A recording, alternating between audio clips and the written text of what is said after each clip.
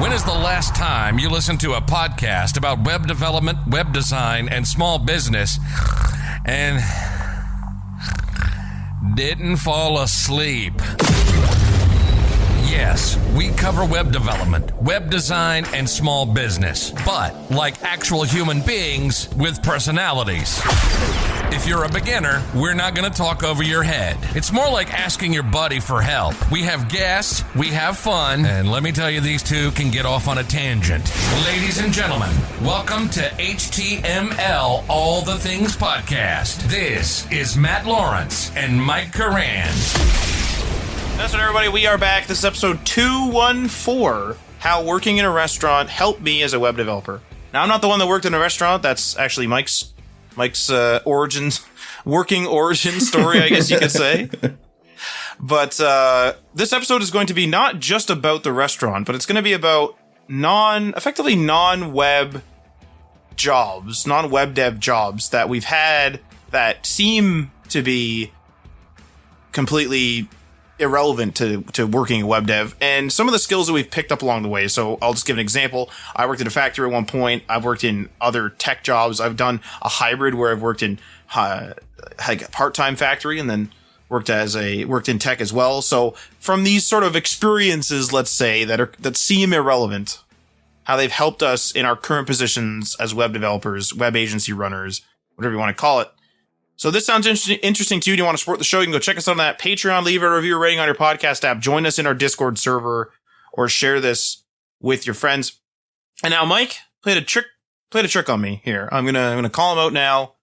Played a trick on me. So he tells me, "Oh, I've got all my skills all written out, and I don't have the show notes done. So would you mind writing your skills?" So I'm like, all right.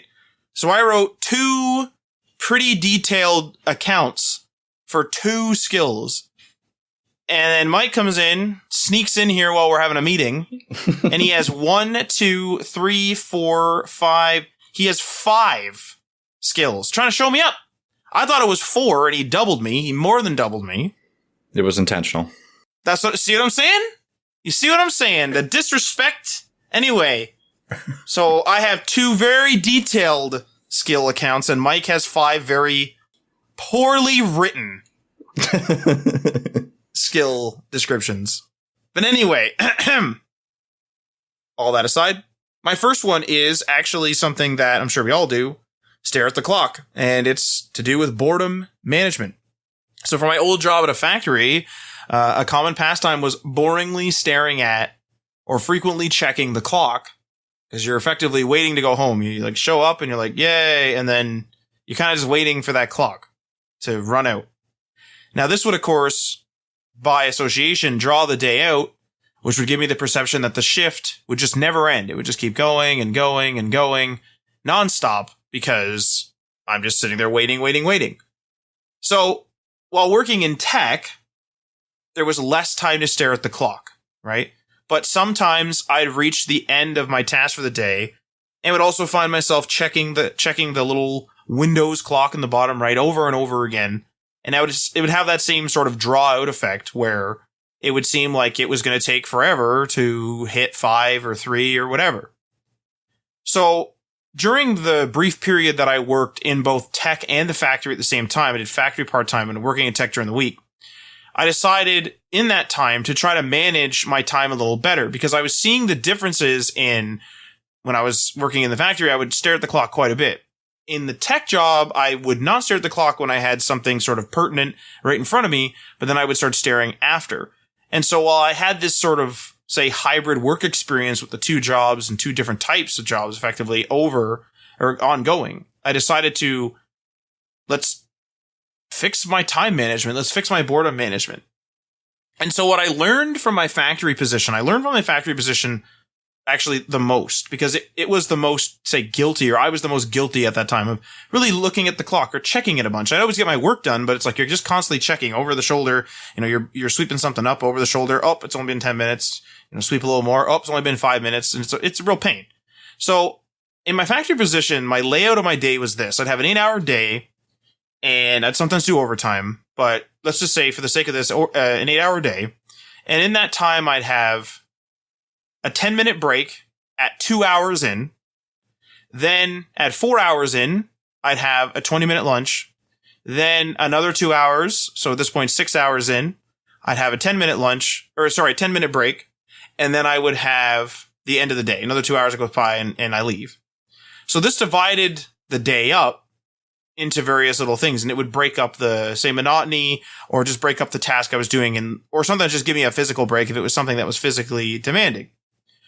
The thing is that these sort of consistent breaks and these consistent lunches would also kind of make me wait for them.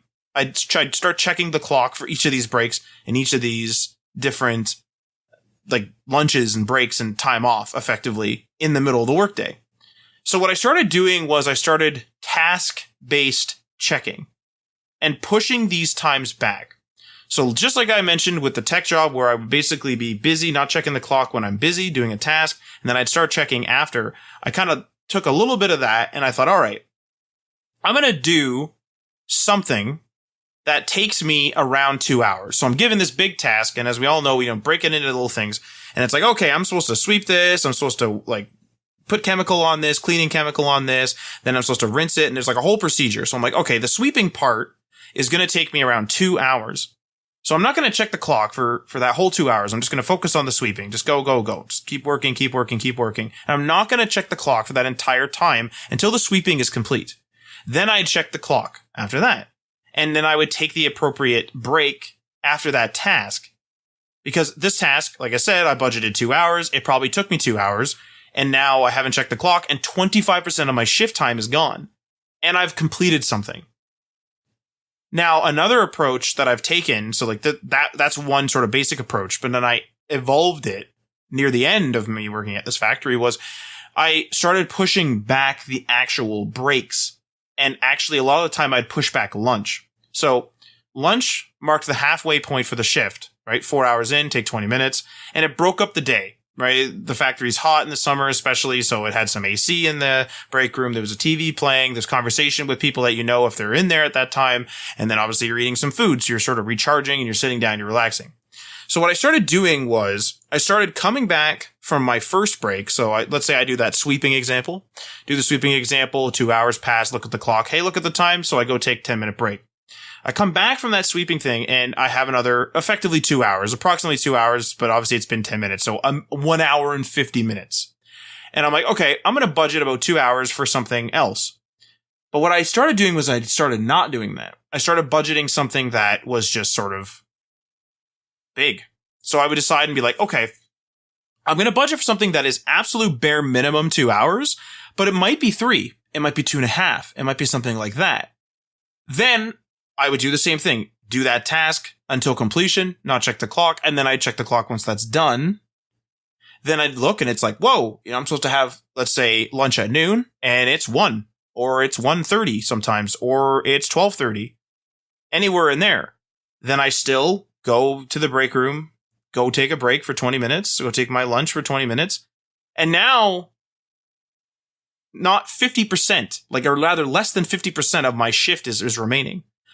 In the normal sort of layout where I'm looking at the clock, constantly looking at the clock, it's like at 25% I'm getting a break, 50% I'm taking a lunch, 75% I'm taking a break, and then I'm going home. This really broke up the day. Because what I'm doing is it's like, okay, I have a completion. Like I have something that I'm done. It's like I have a win, if you will. I've completed this big thing. I don't have to worry about this. Now I'm done it. Now it's like, woo, all right, let's go take a break. And then when I come back, maybe there's only 2 hours left in the shift. Like maybe sometimes I'll even completely miss my last break. Maybe I could take that last break in the last hour and really accelerate things. And this gives me the ability to complete my tasks in a timely manner because I'm really sort of head down doing the task at hand. But it also allowed me to not keep checking the clock and allowed me to break up the day in such a way that I would be like, man, I'm done my lunch. I have only 3 hours left. This is great. And so that's how I started dealing with boredom management. I would take that exact same concept and apply that into work, where instead of me constantly looking at the clock being like, man, is it 5? Can I do this? Can I do that? Instead of me doing that, anything that was time-based, I would put in my calendar, put an alarm on it, whatever, something that would remind me so that I wouldn't miss it. But then I would head down. So I'd put my head down and be like, okay, I'm going to just work on a task, and that task is going to be whatever, however many hours. And then I just wouldn't check the clock for that whole time. The little pings would show up like, hey, you need to have that call, you need to have this and that would interrupt me, break my day up, whatever.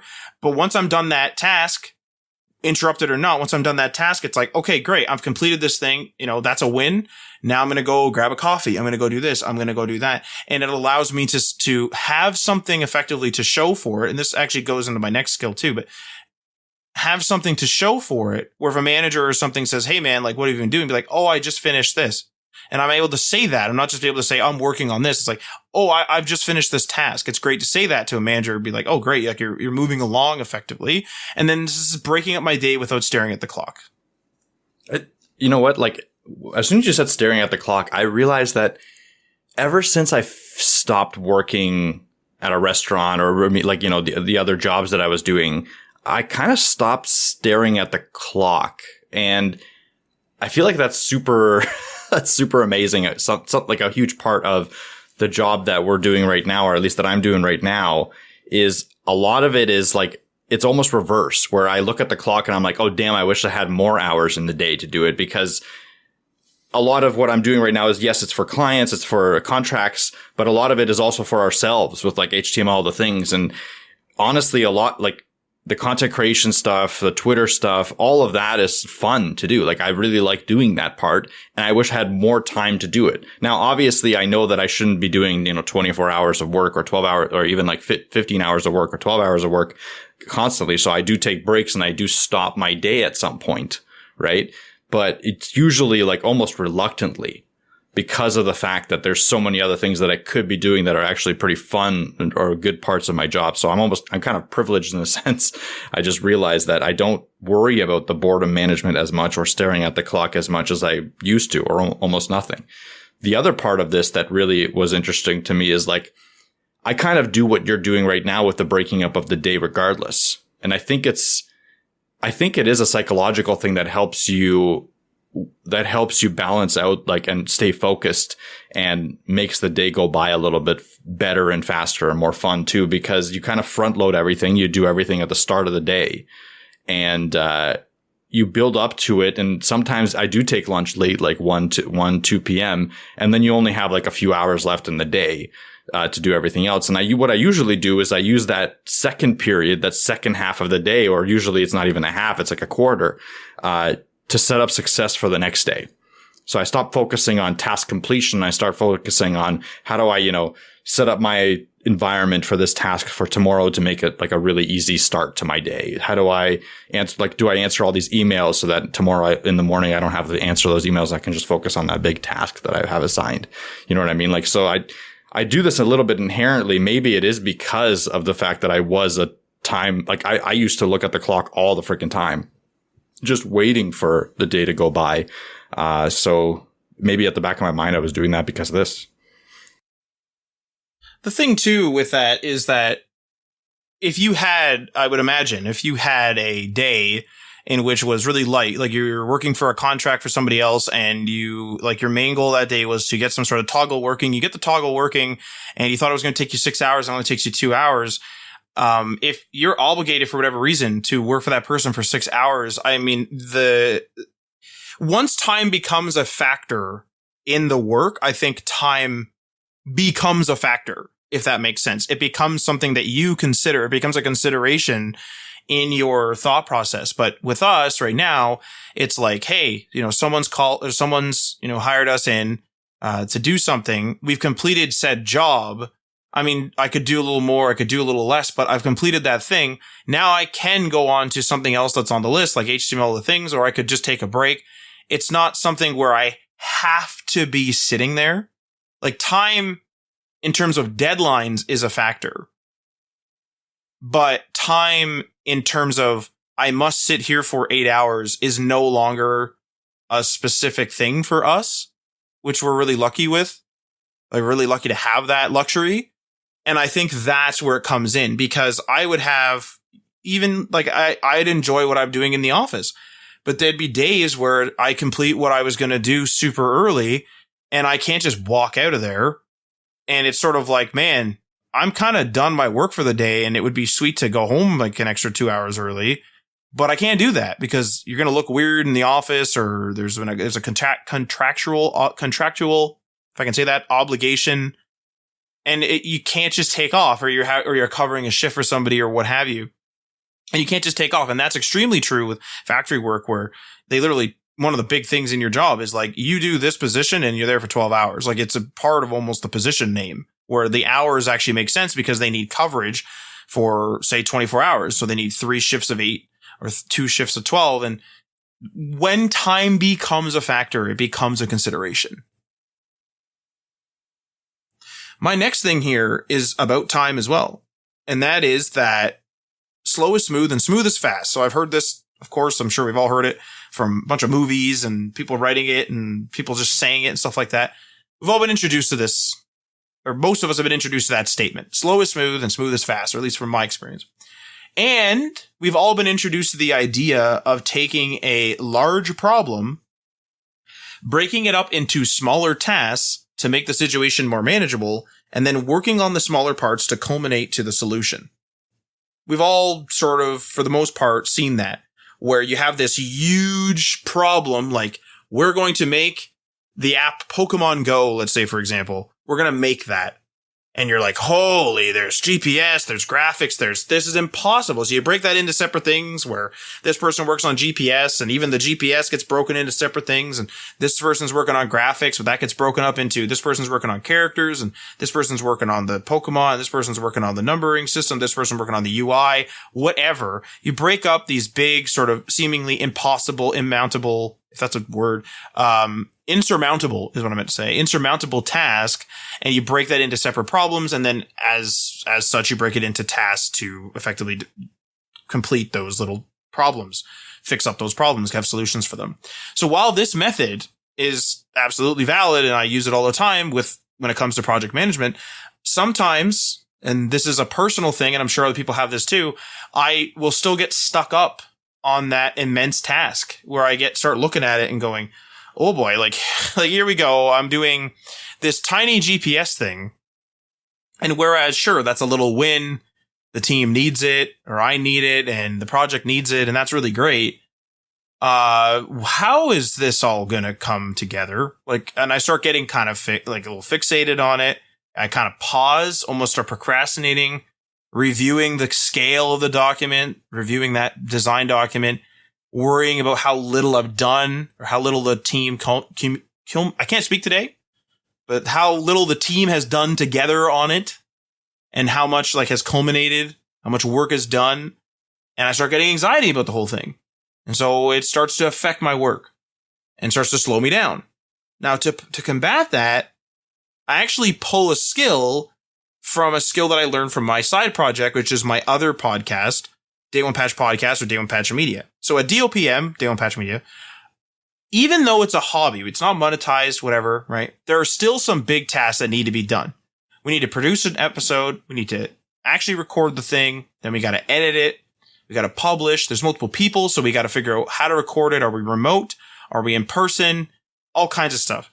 And then we need to market the episodes a little bit after they're put out.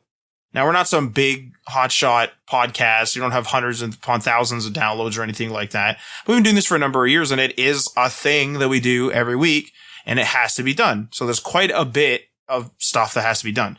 I don't want to think about all the stuff that has to be done. I just kind of take it in stride, right? Those small individual tasks.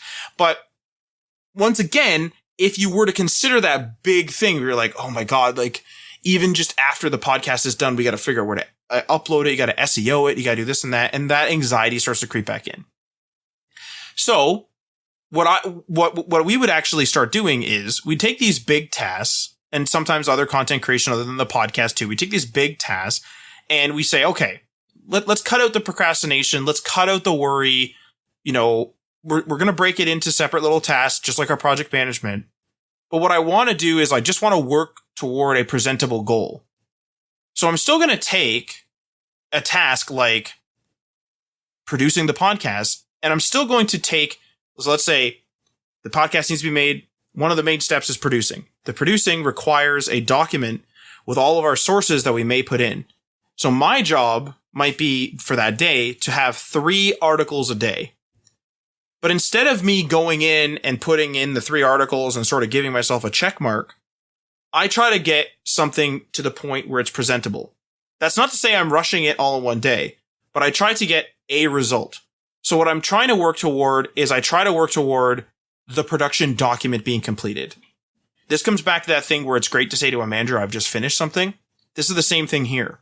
Where, sure, my to-do and my project management and my task management is still flagging me saying, do 3 articles today. I do the 3 articles and I do the little check. But I try not to think about the big picture. What I do is I put my head down and my big picture becomes the next presentable step, which usually culminates many of the small tasks. So let's say over the week, day before we actually record the episode production document, which I normally don't do, but in this example I am, I will put out that production document and I give it to everybody and say, okay, production document is ready to go.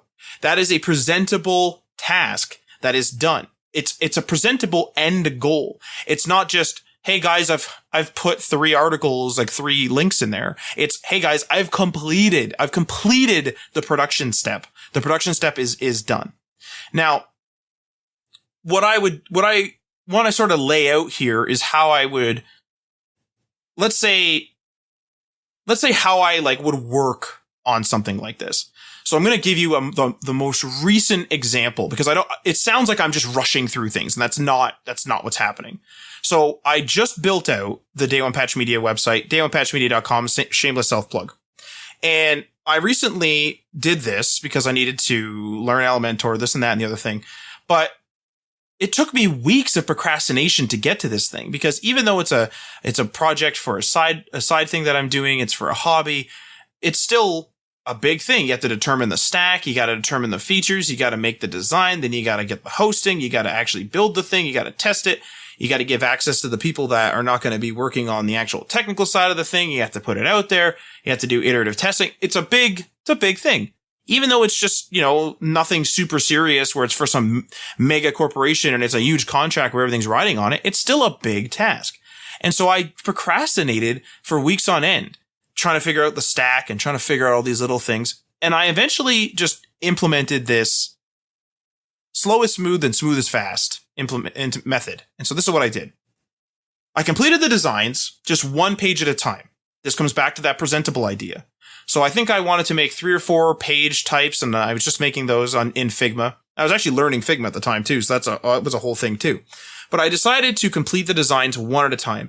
I didn't really show people partial designs. I didn't really show people too much of the partial things. I think maybe once or twice I did if someone asked me. But for the most part, I did 1 page at a time. I worked toward a presentable goal.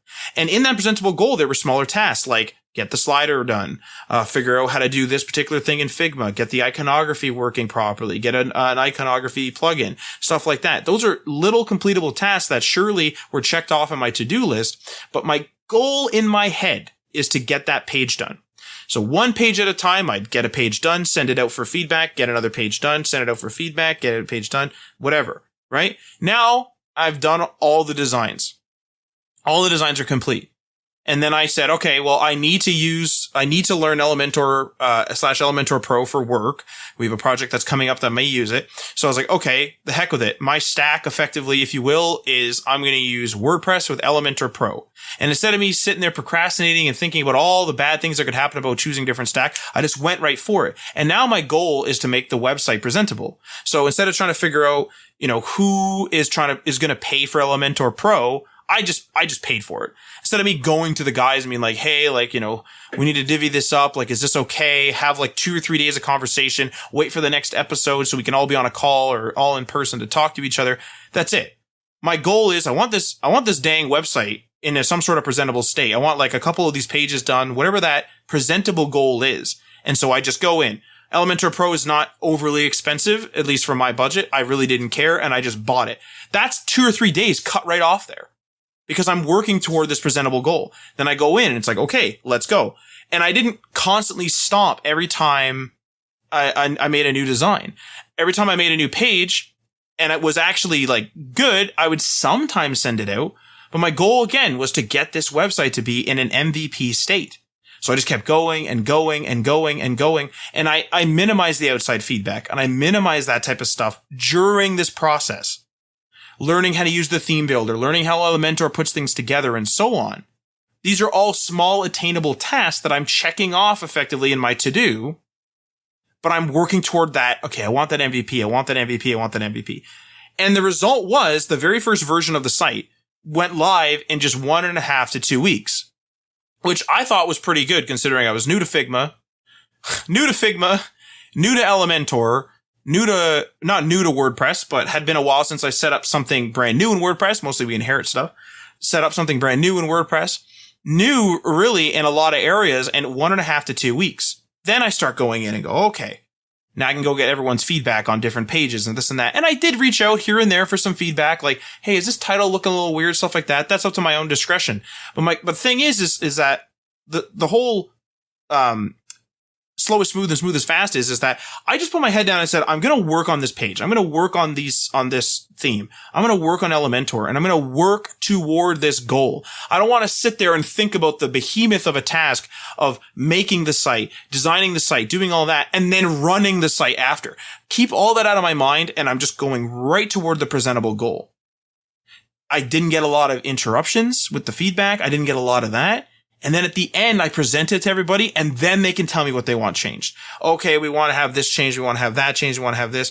It saved me tons of time, tons of days, tons of back and forth because I might send out a feedback message on Wednesday at noon thinking everyone's going to be probably in the office or whatever and can probably answer by the end of the day, only to find out that no one's around or someone's on vacation. And now I'm sitting there waiting. And then, it's a mess. So I'm going to work toward that attainable goal. But here's the key. And I want to be clear because it sounds like I'm rushing this stuff.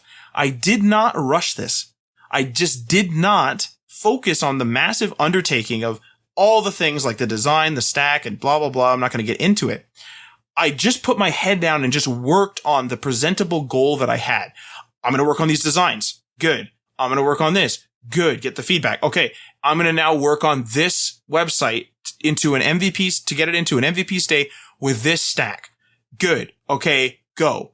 I wasn't messing around. I wasn't fumbling with feedback. I wasn't doing all kinds of stuff. I wasn't like sitting there thinking for days on end.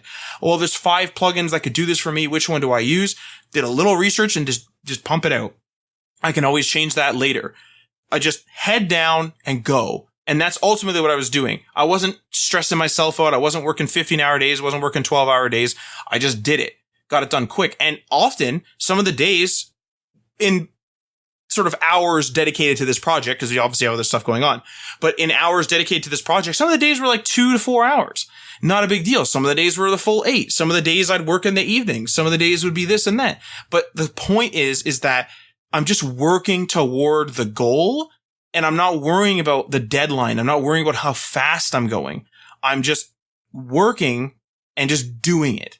And I think that this personally would help me with any project that has an actual deadline. Obviously, this is like a hobby project, didn't have a specific deadline. But the thing is like, people set deadlines all the time and then everyone hyperfixates on it. Everyone panics about this deadline. Oh my God, like, what are we going to do? What are we going to do? What are we going to do? It's like, yeah, sometimes the deadline has to be moved. Sometimes you have to talk to that manager and make those difficult calls. Absolutely. But the deadline is something that you didn't set and you can only work as fast as you're going to work. And by you adding in worry about the deadline to your work, you're slowing, at least in my experience, you're slowing down your work. If you just work on something, go and work on it and work on it as smoothly as you can. That doesn't mean you're not going to hit bumps in the road, but the work continues. You just keep trucking on at the same pace. Just go, hit bumps in the road, but you just keep going. Troubleshoot, get it working, keep going and just keep going. I think you'll be amazed. At least I am amazed at how much actually gets done when you don't have roadblocks and you work towards something presentable and how good it feels to say, even though there's going to be feedback and this has to change, I've completed this MVP. I've completed these designs. Getting things that are presentable really helps me kind of through that deadline anxiety and the overarching too big of a mega task idea. This is a big one. I think a great way to put it is taking ownership of a project, really. And it's something that I've learned over the years as well, being a very key skill for someone going into a developer job. Let's say you're a junior developer in a new company and you go through the backlog, and like you're tasked to go through the backlog, or maybe just on your off time, you go through the backlog of what the project you're working on has and wants to be created. A very key sign of a good, maybe not good developer, but good team member is a better idea, is someone that can take a look through the backlog, find a task from the backlog, contact all the stakeholders of that task. So like people that created the task, people that the task could affect, and push that task to completion without being bogged down by approvals by a million different departments, without being bogged down by having to, wait for 2 weeks for someone to be off vacation. Just putting your best foot forward, breaking the task up into smaller chunks, doing that task one at a time, and having something to show the stakeholders at some point in a near future. Because really, like, a lot of developers will get into a job and then sit back and wait for stuff to come to them, and then they'll purposely sit there in a blocked position because they know that they can, because, X person is on vacation. They don't want to move forward with this. And some tasks, absolutely, you can't move forward because someone's on vacation. But in reality, like Matt's saying, even if you don't have all the answers done, all the answers answered right away, you can still do something on that task. You can still put your best foot forward. Because a lot of the times, first of all, your best foot forward might be the thing that everyone has been wanting. But the other thing that can happen is, let's say there is a deadline for this task or whatever. When they have something in front of them and they see that, hey, okay, this is something that you can do in a couple weeks, but we want this to be even better, they could extend that deadline and give you the creative control to make it even better. So there's a lot of great things that can happen from taking ownership of a task. And trust me, that's probably the number one way you can move up in a company, is by being the person that could just take a task from backlog to completion. I wouldn't say on your own, but driven by you. And again, that's what I see this as being, right, Matt? Like you went into the DOPM website and there's a bunch of stakeholders, all of the other DOPM members, but you're just like, screw it. Like, I know what's best for this right now. Yes, it could be, I could get some feedback at every single stage of this, but I know what's best. I'm going to take this to the end and I'm going to get the feedback and I'm going to iterate on it as I need to. And really that's something that you can only learn by being in the position to see what it's done. Like, you can see other people doing it, or you can see how effective it is by just doing it yourself. It's not something that's ever taught to you. No one's teaching you to take ownership of a task. It's something that, again, I'm telling you right now is a really big thing, but in reality, not many people will tell you this. And it's something that is really, really eye-opening. It's one of the first things that I do when I do join a new company or join a contract is I look at their backlog, especially when I'm just sitting there and doing nothing. And I try to find a task that I can take from start to finish. And that'll show what kind of developer you are. That's the thing. I think that might be the really big thing too. Like you're saying, take a task to completion, is that a lot of the time when you get that motivation to do a task, it's not something tiny, like one of those little tiny tasks that were divided up. It's not something as small, I'm sure, as, make sure it's 5 pixels on the left and not 4.5. It's usually when you get the motivation to clear something out of that backlog, it's something like, hey, we hit a roadblock with making our photo gallery, instead of just content blocks that are rectangles that are lined up in rows and columns, we want a collage where some of the stuff is in portrait, some of the stuff is in this, and it's like this, I call it a seamless collage, where there's just little tiny bits of margin in between the pieces, but it's like a block of different shape, different sized images. You hit that roadblock, but if you go and you push that ticket to that point where you make this collage, sure, your feedback might be that, hey, we want more rectangular ones, we want more vertical ones. But think about how much feedback and time wasted by association you've missed out on there. you've missed out on people saying, well, should we do more rectangles? Should there be squares? Should there be letterboxing on the images? Should there be borders? You're going to have those conversations, and it's just going to take so long. But instead, you just went ahead, did it, and now you have something. And it's a presentable thing that, as long as you effectively know what you're doing, the public at large, which is what most websites go to is to the public, they're not going to be like, oh man, like, what is this?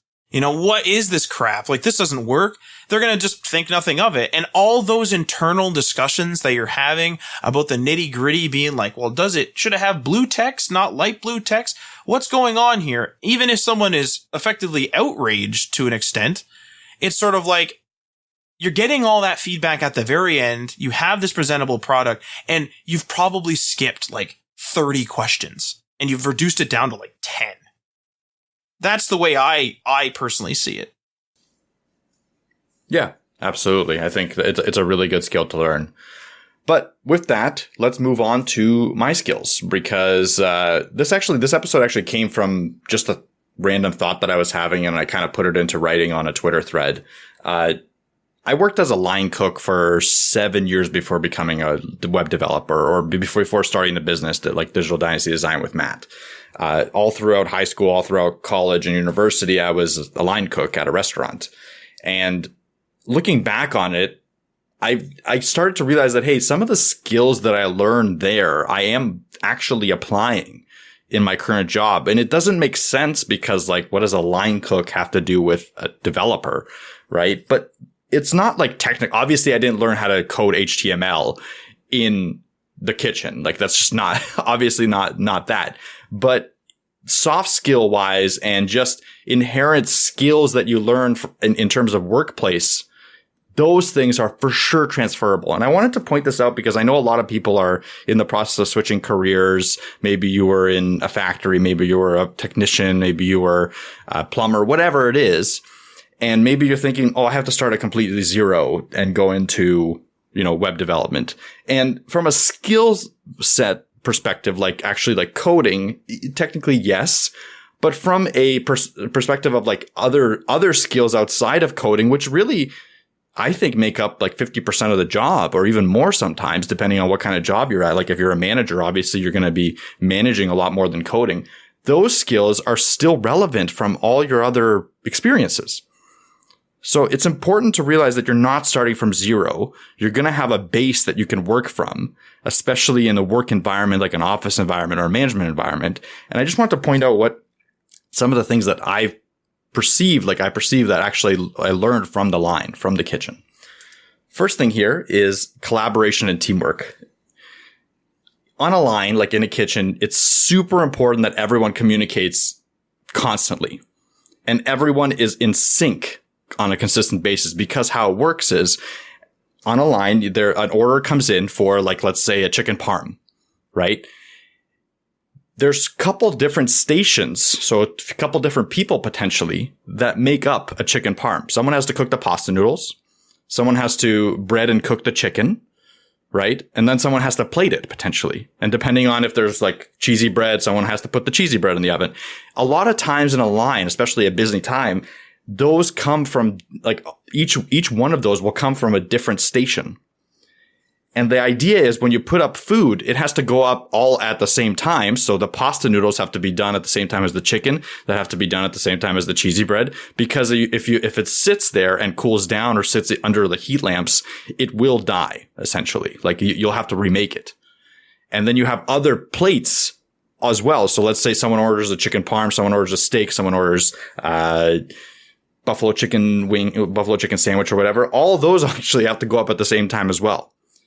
So again, you're talking about multiple people, multiple different stations, all working together all the time. If you're not talking during that time, you're done. If you're not able to turn to the person beside you and say, hey, I need help with this. Hey, do you have that? Can I help you there? You're done. It's just not going to work. Like the line is not going to work and you're going to sink. So while I was working there, obviously throughout my time, I learned those skills. Initially, I wasn't very good at it. And the more I failed, the better I got and the more I could communicate. But by the end of it, you're constantly talking. Like you're essentially never not talking during these, like, especially the dinner rush. You're constantly, like, when you're doing this, you're moving over there, you're telling them that you did this and someone's yelling at you to get that. Like, you're in a constant mode of conversation and collaboration with the team. So it's a really important skill because, yes, it's not as extreme on a development project. You're not constantly yelling at each other to get the food up at the same time. But on a development project, you break up your tasks, right? You break up your project into multiple different things. Some rely on each other, some don't. Some can be worked collaboratively, some can be worked synchronously, asynchronously. All these tasks are laid out to like from start to finish a project, like a website. If you're able to effectively communicate with the team and not over ask and not under ask and just have a good way to answer questions and ask questions, that process of start to finish will go much smoother. If you're not good, if you're not able to turn to your team member or go on Slack and ask your team member a question and you're frustrated and you only work in a silo, you're going to take a long time on a task that might be blocking someone else. So it's important to know that, hey, I'll work on this, but if I get stuck, I need to ask. And it's also important to know that other people might be going through the same thing and might ask you, and you need to respond in a timely manner as well. So again, that essence of collaboration and teamwork for sure transferred over for me from the kitchen to my web developer job. Next thing here. Well, one thing I was going to actually say, sorry, Mm-hmm. I was on mute and I'm a fool because I was talking, but one thing I was actually going to say there is like teamwork is something that I think they attempt to teach you in the classroom. And I would say it's almost like unsuccessful. There's nothing like learning on the job in general, as a lot of people will say, but the teamwork aspect, if you do work in a team or with other teams, with other people, is like you so rapidly learn how to work in a team when you're actually there, when you're actually on a team and not just in little group projects. And it's incredible, like how much your persona, I would say, and like you can, kind of correct me if I'm wrong here, Mike, but how much, in my experience, my persona changed to approaching different people, where some people are very, let's just say the truth. They're stubborn. They're not going to listen. And there's been times where something as simple as I'm working in the factory, I'm working in the sanitation department. The last week was a pain in the ass. There was a whole bunch of literally muffin crumbs everywhere, and it took us forever to sweep them up because they were all matted down by water. So I went and grabbed a water vac, even though it's not on the sheet and even though it's not necessarily required, I'm allowed to do so. And I go and I do it. My partner at the time is saying, that's foolish. That's like don't do it. And I just literally was like, yeah. And just had to do it. Even though there's a point of contention there, the instant he saw that it was way faster, he even told me, oh, that's great. That's good. Whereas not being able to be flexible and always backing down or always being the person fighting is a problem. And that teamwork skill learned either in tech, out of tech, wherever is so crucial because it's the same with us, even with our clients, even though they're not quote unquote technical or even though they're not technical, but more importantly, even though they're not colleagues, they're not like our manager. They're not a non-technical manager, although they do give us stuff to do. We have to learn to work with them, and we work with each of them differently. I work with one guy way differently than another. One guy calls and calls and calls like 40 times a day. I don't care if I miss 15 of his calls because he calls so many times. But another person might call once and only when there's a major problem. Well, if I miss that call, I better call that back. You treat people differently. And that's really only there when you learn that collaborative teamwork stuff in the field. Absolutely. But a lot of people suffer from the boy who cried wolf syndrome, and it can affect them in a negative way for sure. I agree there too. Next thing here is being a leader. So the last couple years, 2 to 3 years, I can't remember now, I spent in the kitchen. I was the person at the pass, calling the chits in the kitchen. So what that means is there's essentially a receipt machine that prints out orders, and you rip off the order, look at it, and call out what's on it and what needs to be started and what needs to be waited on and stuff like that to the rest of the team. So if there's like 5 or 6 people in the kitchen, you have a bunch of orders that need to be delegated, and you're in charge of the timing. You're in charge of making sure that everyone has what they need, and eventually providing support if needed. So if someone is in the weeds, you need to either move someone else over there. Essentially, you're running the entire line. That's the point of the person at the pass, or the person that's calling the chits. Doing this taught me a ton, because obviously, just like with everything, that you start off not being very good at it. You start off with a lot of issues. You start off not being able to communicate. You start off being too soft. You start off being too hard, whatever it is. And eventually you learn how each and every person on the line responds differently to the type of ordering that you do. And you're able to elevate people to be able to perform better by responding and acting and talking to them the way that they need to be talked to. And I think the most important thing I learned during that time is how to help the line, my team, actually succeed and like finish the night without any major disasters. So I needed to make sure that everyone had what they needed. My goal, my primary focus wasn't, hey, let me call these chits and, blame everyone for doing poorly. My goal was to make sure that, hey, the fry cook had all the stuff that he needed. And if he doesn't, then I need to make sure that I can either back him up or bring someone else to back them up, and et cetera, down the entire line. If the steaks aren't being done well, I need to be ready to make the decision to change someone to that station so that they can do well. Like, all these things are happening, and the only purpose is not to bring anyone down and not to be demanding. The only purpose is to make sure that we can all finish as a team. That's it. And this really helped a lot during the process of leading a team of developers. Because again, it's different, 100% different. You're not yelling at anyone about finishing chits. You're not all working on a line. Sure. But in the sense of, hey, I want to make sure that my team succeeds, and I will do anything to get there. So I will make sure that they have everything they need to do their job effectively. That is the mindset I take when I'm leading a team. It's not to delegate. It's not to give out orders. That's part of it, a little bit. But the main thing is I need to make sure that every day that they're not blocked by something that I could help them with. That's my main focus as being a leader. And that's what I 100% learned as a line cook calling the pass. Next thing here is focus. Focus is a really big one that I still sometimes struggle with, but I try to look back at all my other experiences at when I was cooking on the line. And it does help, for sure. When you're a line cook, you're working 8-hour shifts, 12-hour shifts, whatever it is. A lot of what you're doing is creating food over and over again, and doing it in a way that's both fast and good, because a customer will usually send their food back if it's bad. And the other thing is that you need to make sure your food is cooked through. Like, if I'm cooking chicken, that's a health hazard if I'm not focused. So I learned early on how to kind of just zone in and get food out in a good, comfortable rate that's in decent quality, right? That had to be, that's a skill that I had to learn. Otherwise I would not make it as a cook. There's just no way, because you just got to be constantly like laser focused, especially during a dinner rush. And the way this applies to the job, like to web development right now, is the same thing.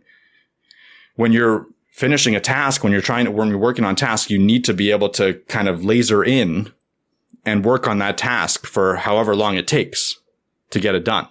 Sometimes it's 3 hours, sometimes it's 1 hour, whatever it is. And I think that my skills when I was working on the line definitely did transfer over in the ability to just sit there, especially once I get going. I can just work and work and work on the same task until it's done to a good level of completion. I'm not trying to make things perfect. That's not what I'm going for. That's not what focus is about.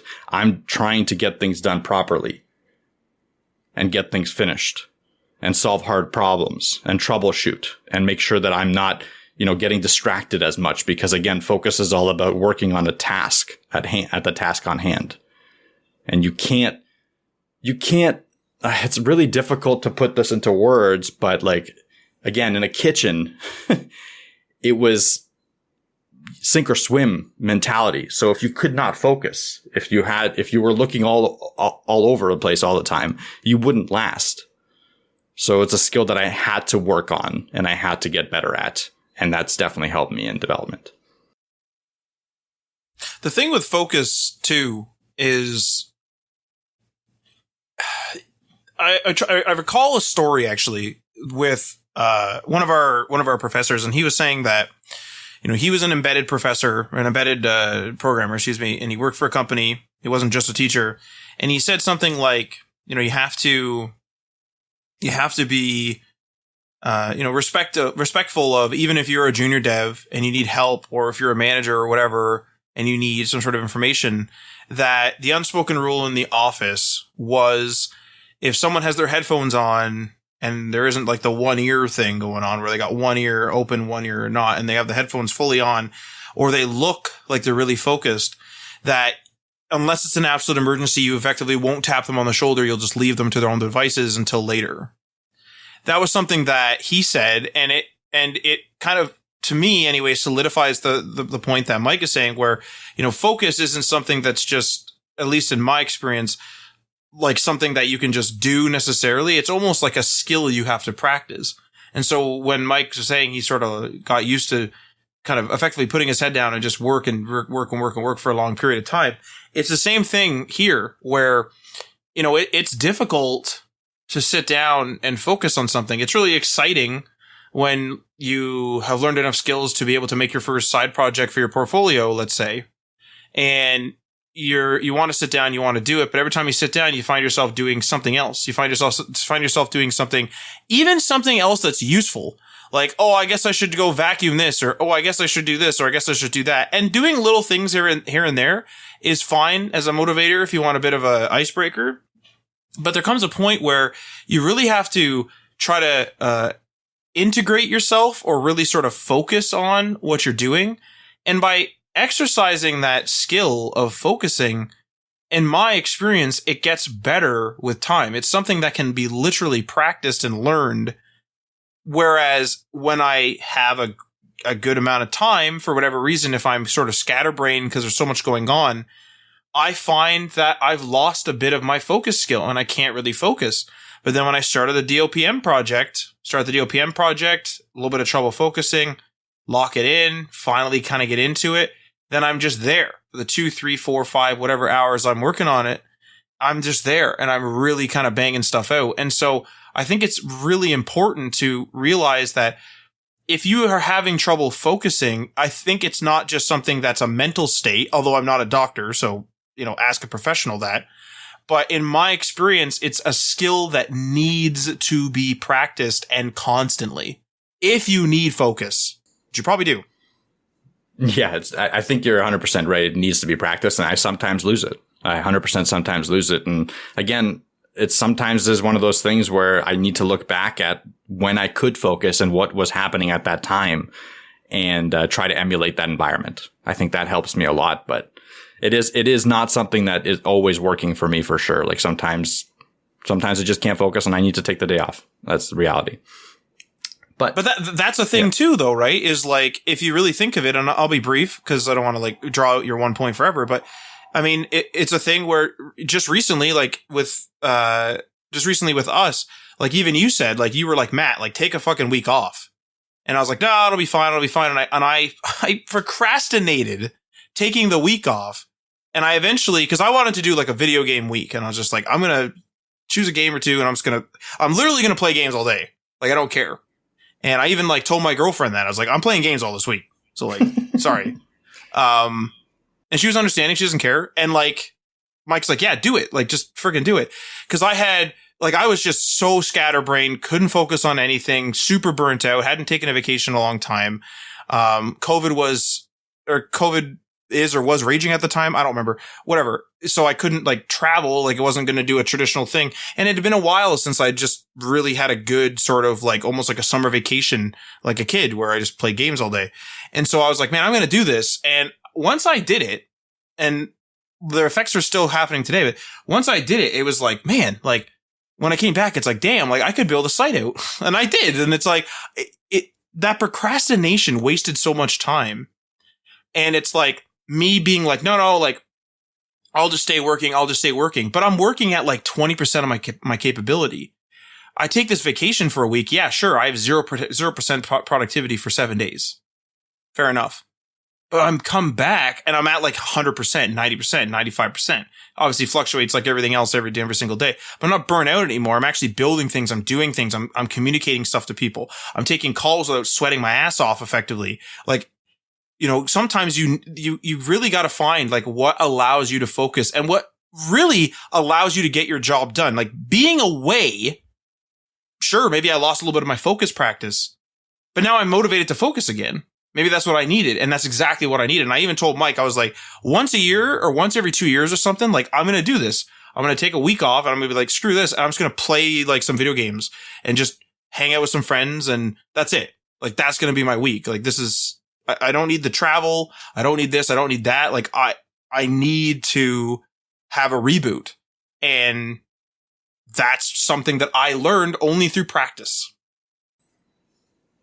Yep, exactly. And it works. Honestly, if you're feeling it, you have to take a break. And unfortunately, sometimes it's not an option, but you have to try to make it an option, because if you get fully burnt out, you could be done for months. It could be done for a year. Like burnout is a serious thing. Thankfully, I haven't experienced the extreme sides of it, but I have talked to people that have. And it's important to listen to yourself. Like Matt was saying, he felt like he was at 20% productivity. And it's tough to gauge that yourself, but you'll know it. Like you'll know that, hey, you're not getting tasks done. Stuff's not moving forward. You're just kind of triaging at that point. You're just triaging tasks that are coming in and nothing's really moving forward. So that's when you can kind of understand that, hey, I'm losing focus. I'm losing my will to work. I need to step back. It's important. Now, next skill here, calm under pressure. This is a big one. In a kitchen, especially a busy one, during a dinner rush, you're going to get overloaded. At some point, you're going to hear that chip machine go, and it won't stop for like 10 minutes. And everything's already full, and you're already working on 15 different things at once. That's the reality. You have to be able to stop your brain from going over, like just exploding because of all the stuff that's coming in. And you need to just focus at the tasks in front of you and get them done and get the next one done and get the next one done and get the next one done and solve this problem and solve that problem. You need to bring yourself back to the point where like you can only do so much. You're a person. Like you can't do everything. Do the tasks in front of you. And as soon as you start getting one done and the other one done and the other one done, it starts to get more manageable. And a couple hours later, you all of a sudden you've got a clear kitchen. That's what it was like on the line. How that helps me in a developer is the kind of the same situation. So it could be multiple things. Sometimes you do get overloaded with your tasks that you're assigned, right? So you look at your Kanban board and all of a sudden you have 10 tasks on your Kanban board.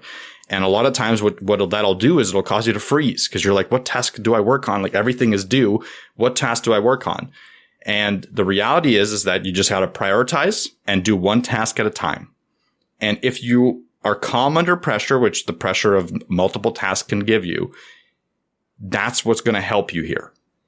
Just focus, calm under pressure, focus on one task at a time. As soon as you're finished that task or you get blocked by something, move on to another task and just go through it. If stuff is piling up and you know you're going to not hit the deadlines, talk to people about that. Inform them that, hey, I've got these tasks. I'm not going to be able to hit your deadline. Don't be worried about the ramifications of that. They will happen anyway. If you don't say anything, it's going to happen anyway. That's just the reality. So again, focusing, doing one task at a time, it can help with that. And that's something that I 100% learned from the kitchen. The other stuff when it helps is during like when a deployment fails at 1 a.m. and you have to go and troubleshoot why it failed and then bring production back up.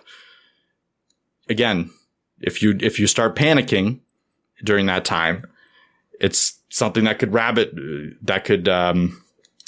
could snowball into something really bad, like you taking down all the sites or whatever, or you just not being able to solve it and staying up till 10 a.m. The reality is that you have to, again, break it down one thing at a time. Start troubleshooting. Start calmly troubleshooting. Okay, this didn't work. This didn't work. This didn't work. Okay, that's fine. Okay, who do I contact? Contact this person, this person, this person. Can I roll back? Try rolling back this and this. Like, just break it down again, calmly. And that has helped me a ton during these situations. And trust me, if you can be that calm head during the disaster, people are going to come back to you. People are going to talk about you in a different way in the company. Or as a client, clients will 100% come back and refer you, because it's a really important skill that's not easily learned. A lot of the time I've seen developers just start panicking. Just like, okay, what are we doing? What are we doing here? It's like, okay, it's down. Okay, that's fine. That's just the reality. Now we just have to go one thing at a time. I have something definitely to add to this one, because I'm definitely a high anxiety person. I freak out about everything. And I mean, that's just the way it is. But one thing I have been learning, getting better at, is take a look at what the consequence is sometimes. If I'm thinking, oh my God, like I'm not going to reach this deadline, I'm not going to get this project done, or this person that wants this site up and it's having trouble, it's not going to be up today because it's going to take 30 hours, and so it's not going to happen today because I'm one person. Think about the consequence of the absolute worst case consequence. I mean, they'll fire you. Okay, bye. They will. What are they going to do? I certainly hope it's a professional consequence. You're not getting beat up. That's really bad. Like, obviously. But in our cases, it's like, what are we going to get? An angry phone call where someone's like, come on, you don't know what you're doing. It's like, oh, okay, then call like your friend. Like, I'm there for customer service and I'm there to help people. It doesn't sound like I am when I say stuff like that. I'm there for customer service and I'm there to help people. But there does come a point where sometimes something isn't even a mistake. It's just something's gone wrong. Welcome to things that exist that are man-made, that we humans have created. Like, welcome to creating things that are imperfect. And if somebody is just absolutely freaking out, I just think about the consequence. Is that consequence going to be me getting fired or something? Like, sure, that's real bad, but I'm not going to suddenly like explode. I'm not going to get tortured. That's it. Like, I'm going to do what I can, and then that's it. And if we've had clients where I've literally said, like, I'm going to pull this, like we have a contract pending. We have a contract with them actively, and then a contract pending. Something goes wrong, just like something goes wrong. And we've been contacted and been like, if you don't get this sorted quickly, this is a disgrace. This is that. You don't know what you're doing. And I'm pulling the other contract. And I freaked out about that. And then it's just like, do I really want that other contract? Like, and also, like, what's this guy going to do? Like, yell and scream and then leave? I haven't done anything incorrect. It's not like I've done anything wrong. It's something's gone wrong and you have to go in and fix it. It's almost like sometimes you need to replace light bulbs because light bulbs break. It's like, it's something. So like, cause that's the number one pressure point for me usually is someone's absolutely freaking out because something's down or something's wrong. And it's like, things break down. You, the person that's yelling, exist in a life where you have a house, a car, and all the rest of it. You got mechanics and contractors working on your house, or you're doing it as a handy person, whatever, in your house, fixing the plumbing, doing this and that. And then you think that my website is not gonna, break, or like you think that websites are gonna run for 40 years. Let's calm it down. And the thing is like, if they go to call a contractor and the contractor isn't in the office because they're in whatever, some other country on vacation, they're out of town. I mean, does that person freak the hell out on that developer? Maybe. And that developer, or that contractor, probably doesn't care. The instantaneity and the 24/7 nature of tech lends itself to people being high strung, being really anxious about stuff, going crazy. That's not why I'm high strung. I'm just like this. I've always been like this. But really just think about that consequence. Oh, I'm going to get fired, or like, oh, like this person's going to be mad. It's like, then you're going to be mad. The number one, and I'm serious, for me, the number one life-changing thing that has happened to me during COVID was I just realized that I didn't care if the other person was mad. Certainly, I'm not going to be there like pissing my other friends off and stuff like this. But if something happens where like my car breaks down and I'm the person supposed to be driving, and it just happened. It's not like I neglected the maintenance. It just, my car doesn't work. And that person's furious. It's like, well, I guess you're mad then. What am I supposed to do? Buy another car within 30 seconds and drive you out there? What am I supposed to do? Replace your website in 45 seconds? Sorry, things go down. Sorry, there are problems. And so, as one of the biggest pressure points, technical incidents, that caused this pressure, that caused this problem, just think about that consequence. And it's probably not that bad. And then just do the work. You've been working the whole time there. Just do the work. Do it quickly, do it expediently, do it the best you can. But focusing on me trying to keep myself calm just doesn't help me. Me thinking about like I'm just going to solve this. And then that's it. It helps me a lot. I say it ain't perfect. I definitely still freak out, but it does help me.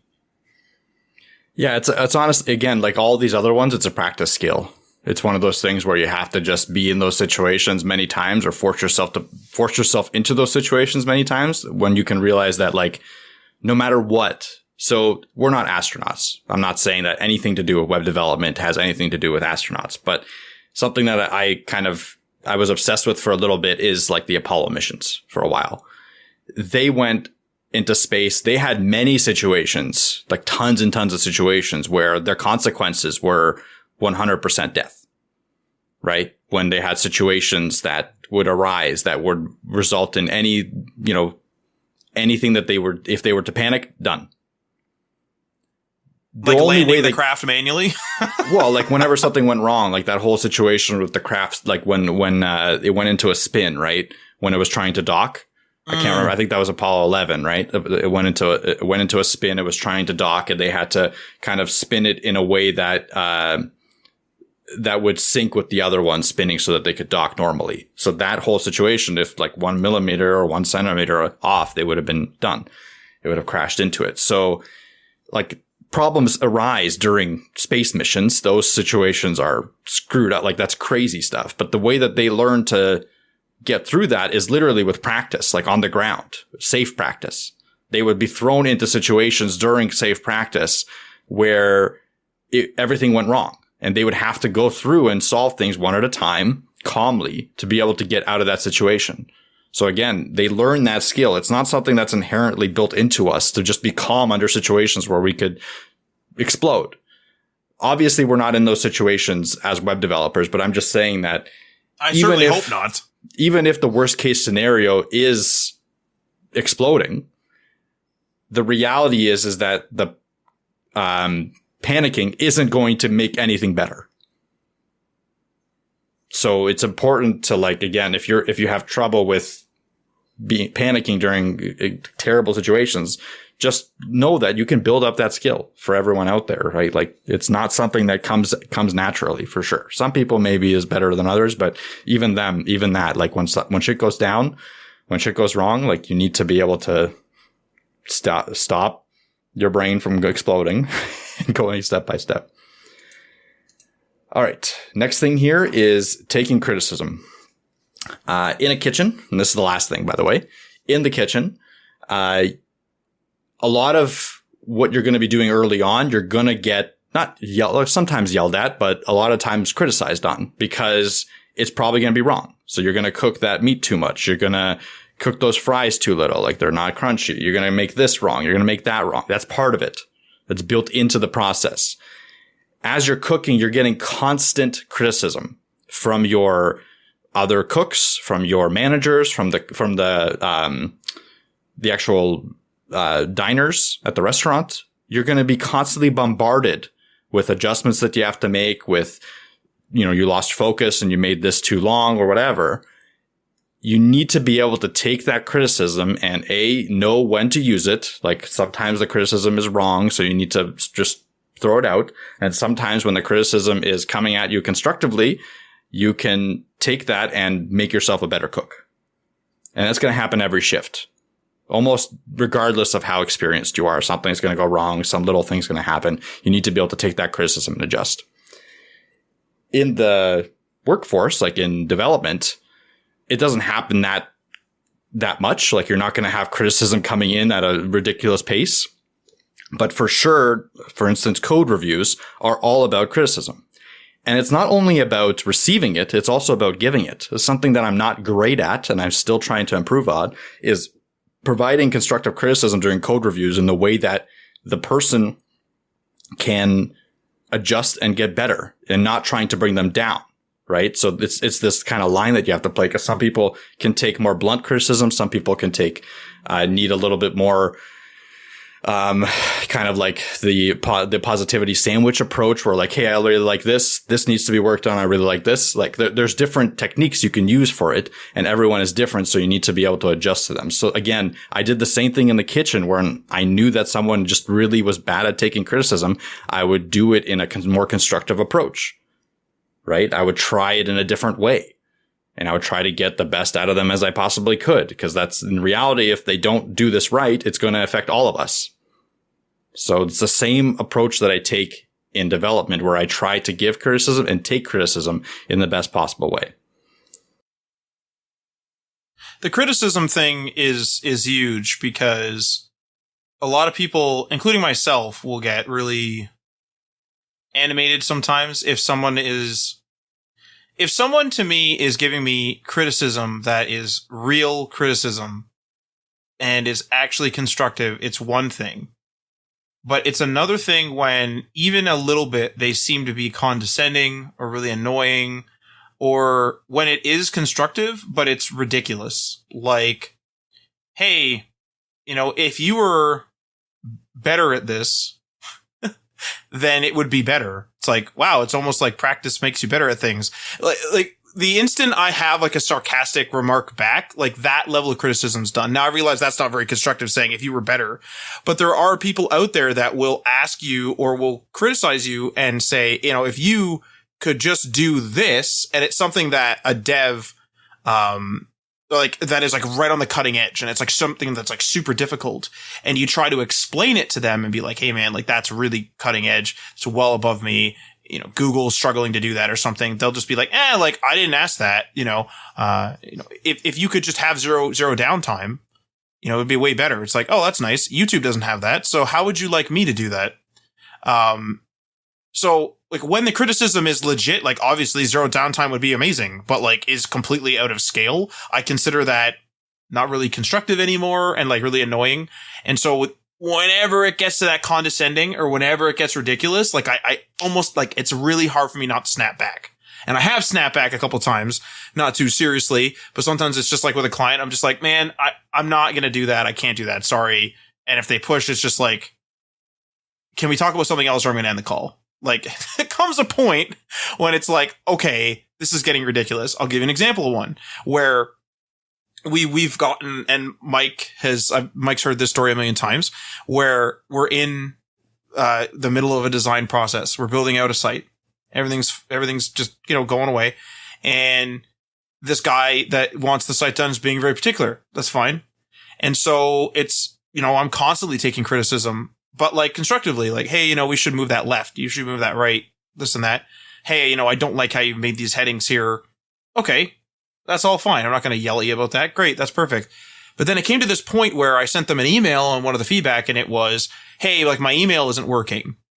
And I'm like, oh, well, sorry. Like I don't deal with your email. It's not running through this domain. It's running through another company. And he's like, oh, I didn't ask you that. This is your struggle. And like, I'm sick of people, deflecting is effectively what he said. I'm paraphrasing, obviously. And I'm like, well, I don't know. You'd have to call your IT department. It's like, I didn't ask you that. Like, I'm not calling another department. I'm sick of people deflecting. I'm not calling anyone else. This is your struggle. You need to do it. And it ended up going into their junk folder. My email was going into their junk folder and they didn't sync their junk folders, probably based on the IT policy, to their desktop apps. And so I said, oh, like you can log in on the online portal and get it, or I can send it to your personal, or I can send it to this other person who doesn't seem to be going in there. And the one person ended up going into the web portal, getting it, and it said, oh, like, when he clicked on junk, he was just like reading it aloud. It says something like about scammers. And the one person told me, he's like, are you the scammer then? And I was like, I just stopped talking at that point. And it was like, okay, like this is getting to the point where it's like, I'm being called out to do IT. You know, I'm not their IT department. I'm being told like, you know, you don't know what you're doing effectively. It's kind of getting a little heated. This is a professional environment. Like, I'm not going to like snap back and be like, F you, you're an idiot. And like all this. I just stop and be like, okay, are we going to proceed with the design changes, or am I a scammer and do you want to find someone else? And immediately the tone changes, like, uh-oh. And then it's like, okay, everyone calm down. Let's do this call. And so the reason why I bring something up like this is that, you know, taking criticism is absolutely important. Being able to go through that design process in that normal way where I'm going through the design and I'm going through and taking criticism each step, of course, and be like, oh yeah, you're right. You know, that should be bigger. Hey, that should be on the left. Yep. Let's do that. And having some contention there where I'm like, no, man, that should not be on the left. Stuff like that. Criticism both ways. Taking criticism. That criticism, you can't be too open. Not too open. You know, be open, but it's gotta be like, hey, hang on a second. This is starting to get a little disrespectful, or hey, this is starting to get a little out of control. You know, I'm not your IT. I'm not hired to do your IT. I'm not being called out as a scammer. If I'm a scammer, then get rid of me. And I just shut it down right then and there. Didn't have to swear, didn't have to do anything. Just the silence and the tone completely corrected it.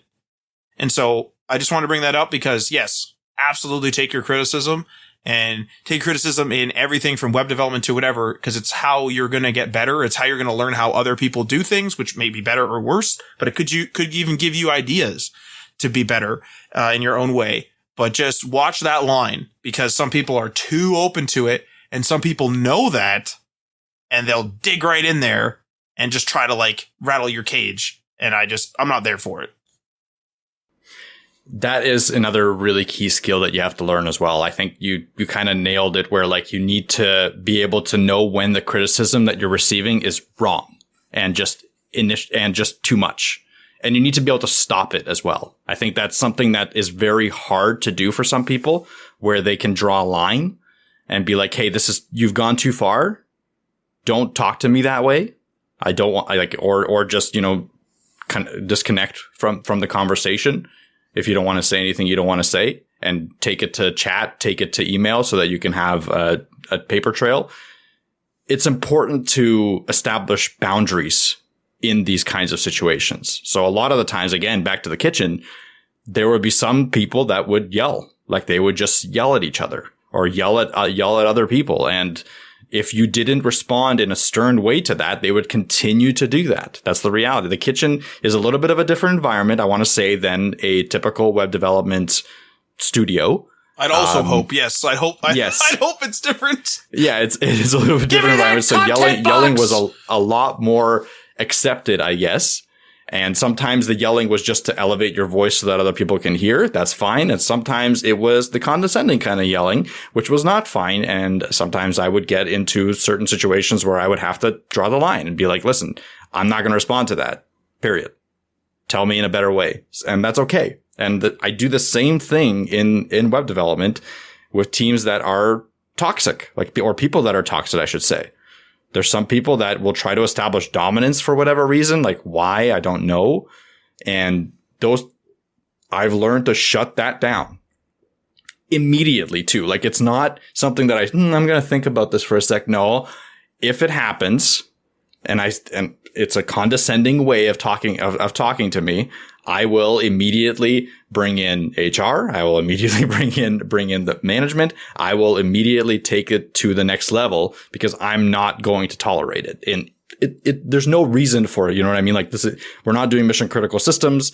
We're not trying to undermine each other. There's nothing there to need this kind of communication. So I draw very, very strict lines in that. And I've only had to do that like maybe twice over the last 9 years. So it's not an actual problem in the industry, I would say. I'm sure other people have had to do it more often or wanted to do it more often, but luckily I've only had to do it twice. It's not a big deal. Generally, it's when the job itself is stressful, I find, because people start getting to the point where they're fed up with the job, and then it just comes down to like, hey, you know, if you were better skilled, this wouldn't have happened. And I'm like, oh yeah, don't worry about it. I ain't gonna get better anytime soon. And then like, see, that starts the argument. And then it's just like, well, you're an idiot. Well, you're an idiot. And then it starts getting to be, you know what I mean? It starts like going out of control. So like being able to you're 100% right. Like, it's another skill to be able to be like, I'm going to like ride this line. I'm going to shut it down, at a certain point, be constructive in the shutdown and be like, hey, I'm not going to reply to stuff like that. So you can either knock it off or like buzz off, type of thing. And once that's done, like, it's done. You're not saying like, you F an idiot, you did this and that. It doesn't get down to that. It becomes like a civil shutdown where it's like, everyone's like, oh, this is getting a little bit heated. But then it's like, I'm not going to continue this. I'm not going to be like the guy that's like, you're an idiot. Well, no, you're an idiot. That gets like, that's an unpracticed version of the skill. Let's say that. But I think that concludes the episode, really.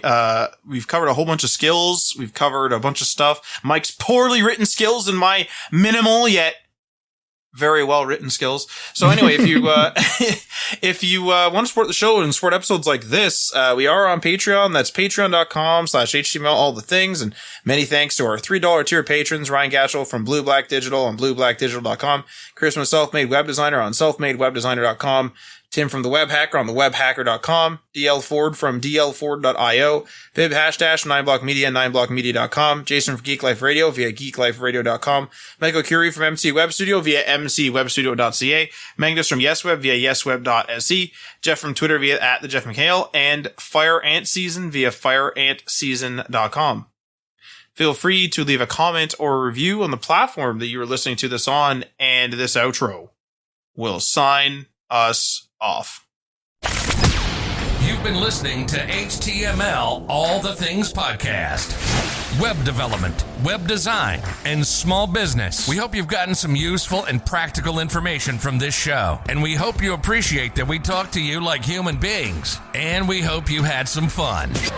We'll be back soon. But in the meantime, hit us up on social media on Facebook, Instagram, and Patreon at HTML All the Things. And on Twitter at HTML Everything. Until next time, this is HTML All the Things, signing off.